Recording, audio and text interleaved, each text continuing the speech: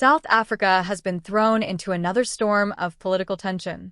Julius Sello Malema, the fiery, unapologetic leader of the economic freedom fighters, has just sent a thunderous message to President Cyril Ramaphosa.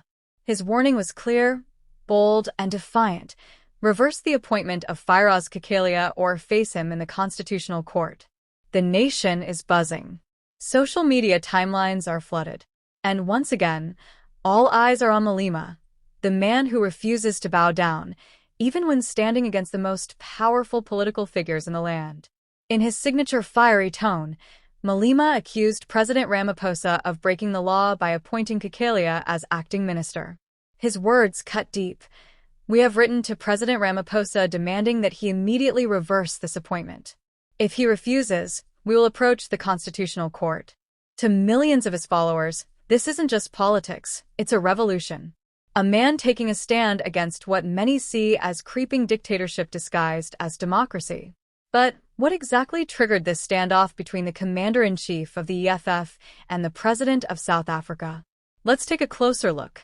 It all began with Ramaphosa's controversial appointment of Firoz Cachalia as acting minister, a move that Malema and the EFF claim violates the Constitution.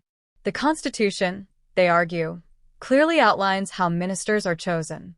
And according to Malema, the president's decision crossed that line. In his statement to the media, Malema didn't mince words. The president has acted outside the bounds of executive authority. What Ramaphosa has done with Firoz Cachalia cannot pass constitutional muster. "We will not allow a president who thinks he can act outside the law simply because he occupies the highest office," he declared. The scene was electric. Cameras flashed. Reporters rushed forward. Supporters erupted in applause as Malema spoke with the confidence of a man who has nothing to lose and everything to fight for. To his critics, it was another publicity stunt. But to his followers, this was a man risking it all to defend the Constitution. The voice of the voiceless. The leader unafraid to challenge power, no matter how high it sits. Did you expect this twist? Did you think Malema would ever take Ramaphosa head-on this boldly, right after his guilty firearm verdict? Because, make no mistake, the timing of this political war is not coincidental. Just days after being found guilty in the firearm case, Malema has turned his energy toward the highest office in the land, once again proving that defeat only fuels his fire.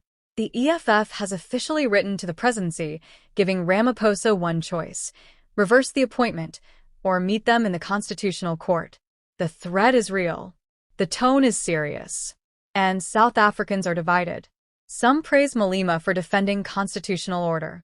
Others accuse him of playing politics at a time when the country needs unity.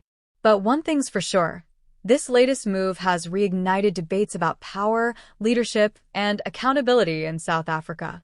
Malema's allies see him as a revolutionary unshaken by personal trials. "As a revolutionary, going to prison or death is a badge of honor," he said recently. Those words now echo louder than ever, painting him as a warrior who would rather be jailed than silenced. The EFF has already positioned this case as part of a broader struggle. In their official statement, they declared that this judgment and every attempt to silence Malema cannot stop the revolution. "Our fight for freedom, land, and justice continues, stronger and more determined than ever," they said.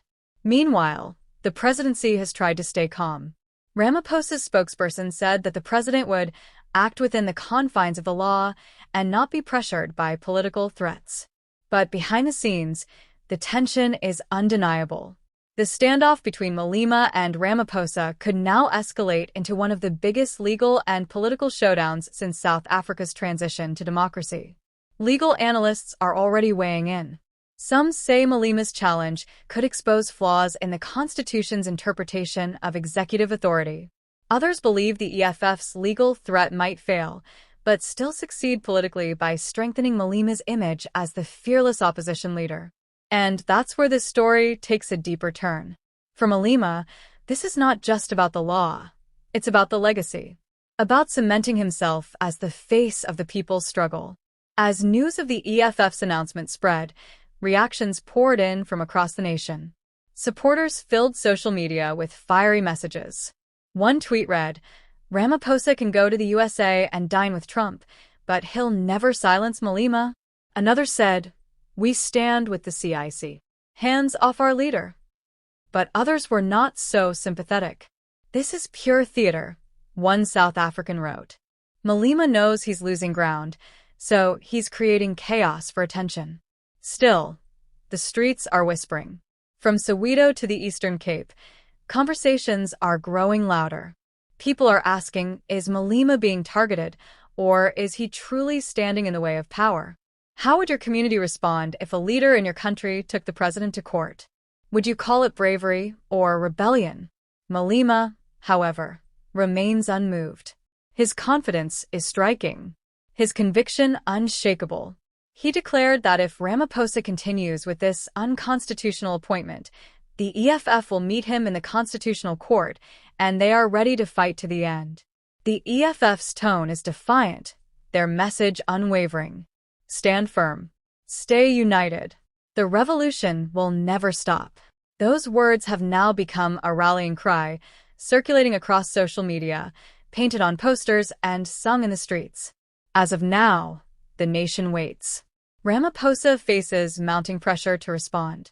Will he retract Cachalia's appointment, or stand his ground and risk another political storm? This confrontation is about more than one appointment. It's about how power is used and who dares to challenge it.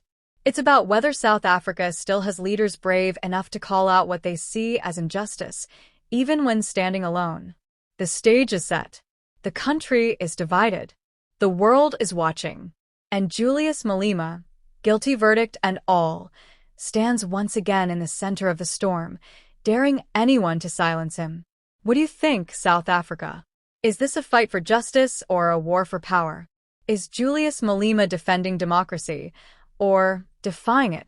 Drop your thoughts below, share this story with others, and don't forget to like and subscribe for more breaking updates as South Africa's political drama continues to unfold, because history, once again, is being written right before our eyes.